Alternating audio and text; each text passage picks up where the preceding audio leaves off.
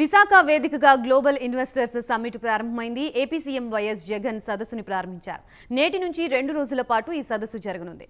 Advantage AP నినాదంతో 14 రంగాల్లో ఈ సదస్సుని నిర్వహిస్తున్నారు. పలువురు కేంద్ర మంత్రులు, పారిశ్రామికవేత్తలు, వివిధ దేశాల రాయబారులు, వాణిజ్య ప్రతినిధులు సదస్సుకి హాజరు కానున్నారు. రిలయన్స్ ఇండస్ట్రీస్ అధినేత ముఖేష్ అంబానీ, జీఎంఆర్ గ్రూప్ అధినేత జి మల్లికార్జునరావు, సెయింట్ అధినేత Mohan Reddy, Adani ports CEO Karan Adani, Aditya Birla group chairman Kumar Mangalam Birla, Tata group chairman Natarajan Chandrasekaran, Bharat biotech executive chairman Krishna ఎల్లా, ఎండీ సుచిత్రా ఎల్లా సదస్సుకు హాజరయ్యారు.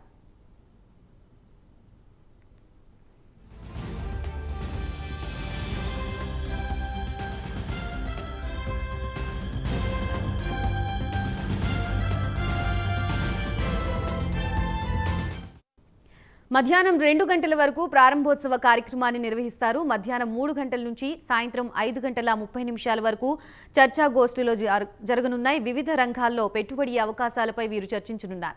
సాయంత్రం 6 గంటలకి బీచ్ రోడ్లోని ఎంజీఎం మైదానంలో అతిథులకు రాష్ట్ర ప్రభుత్వం విందు ఏర్పాటు చేసింది. రేపు ఉదయం 9 గంటల 30 నిమిషాల నుంచి 10 గంటల 30 నిమిషాల వరకు పెట్టుబడులపై ఒప్పందాలు చేసుకోనున్నారు. రేపు మధ్యాహ్నం 2 గంటలకి సదస్సు ముగియనుంది.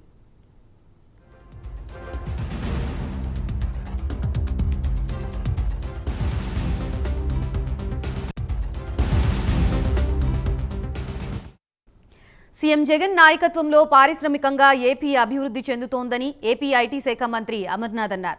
ఆంధ్రప్రదేశ్లో సత్వరమే పరిశ్రమల ఏర్పాటుకి అనుమతులు ఇస్తామన్నారు.